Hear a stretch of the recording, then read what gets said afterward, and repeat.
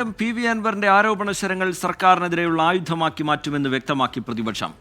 ആരോപണങ്ങളുടെ ചുവടുപിടിച്ച് നാളെ വൈകിട്ട് സംസ്ഥാന വ്യാപക പ്രതിഷേധം നടത്താനാണ് UDF തീരുമാനം. ആരോപണങ്ങൾ ഏറ്റെടുക്കുന്നുണ്ടെങ്കിലും അൻവറിനെ മുന്നണിയിലേക്കോ പാർട്ടിയിലേക്കോ സ്വാഗതം ചെയ്യുന്നതിൽ നേതാക്കൾക്ക് വിമുഖതയാണ്. CPIM-ഉം മുഖ്യമന്ത്രിയും തുടർച്ചയായി PV അൻവറിനെ തള്ളിപ്പറഞ്ഞതിന് പിന്നാലെയാണ് അൻവറിന്റെ ആരോപണങ്ങളെ പ്രതിപക്ഷം ഏറ്റെടുത്തത്. PV അൻവറിനെ ഒപ്പം നിർത്തുന്നതിൽ ചർച്ച നടത്തുമെന്നും ഇക്കാര്യത്തിൽ രാഷ്ട്രീയ തീരുമാനമാണ് വേണ്ടതെന്നും തിരുവഞ്ചൂർ രാധാകൃഷ്ണൻ പറഞ്ഞു. Political decision നാച്ചുറലാണ്. അൻവർ എടുത്ത കോഴ്സാണ് പ്രധാനപ്പെട്ടത്. ആ കോഴ്സിനോട് യോജിക്കുന്ന ആളുകൾക്ക് എല്ലാവർക്കും കൂടി ഒരുമിച്ച് നിൽക്കാമല്ലോ. അൻവർ ഉയർത്തിയിരിക്കുന്ന ഒരു പ്രശ്നമുണ്ട്.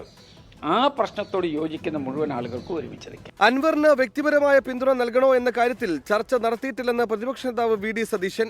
VS-നോട് കാണിക്കാത്ത ആനുകൂല്യം അൻവറിനോട് കാണിക്കുന്നു. സർക്കാരിന് അൻവറിനെ പേടിയെന്നും VD സതീശൻ. PV അൻവറിനെ ലീഗിലേക്ക് സ്വാഗതം ചെയ്യില്ലെന്ന് മുസ്ലിം ലീഗ് സംസ്ഥാന ജനറൽ സെക്രട്ടറി PMA സലാം പറയുമ്പോഴും ഭാവിയിൽ അൻവറുമായി സഹകരിക്കുമോ എന്ന ചോദ്യത്തിന് മറുപടി ഇങ്ങനെ: ഭാവിയിൽ എപ്പോഴെങ്കിലും PV അൻവറുമായി UDF മുസ്ലിം ലീഗോ സഹകരിക്കുമോ? ഞാൻ പറഞ്ഞല്ലോ, അതിന് പറയണമെങ്കിൽ എനിക്ക് കുറച്ച് കവടിയൊക്കെ കിട്ടണം, എന്നിട്ട് ആലോചിച്ച് പറയാം. ഗൗരവമുള്ള വിഷയമാണ് അൻവർ പറഞ്ഞതെന്നും പിണറായിയുടെ മുഖത്ത് നോക്കി ഇത്തരം കാര്യങ്ങൾ പറയാൻ മറ്റൊരാൾക്കും ധൈര്യമില്ലെന്നും KK രമ പറഞ്ഞു. എല്ലാ അഴിമതിയുടെയും പ്രഭവകേന്ദ്രം മുഖ്യമന്ത്രിയുടെ ഓഫീസാണെന്ന് മുൻ പ്രതിപക്ഷ നേതാവ് രമേശ് ചെന്നിത്തല. അൻവറിന് പിന്നിൽ CPIM-ലെയും പുറത്തെയും പ്രബല ലോബികളാണെന്ന് ചെറിയാൻ ഫിലിപ്പും പ്രതികരിച്ചു. അൻവറിന്റെ ഗുരുതര ആരോപണങ്ങളിൽ സമഗ്രമായ അന്വേഷണം വേണമെന്ന് പ്രതിപക്ഷം ആവശ്യപ്പെടുന്നു. 24 മലപ്പുറം.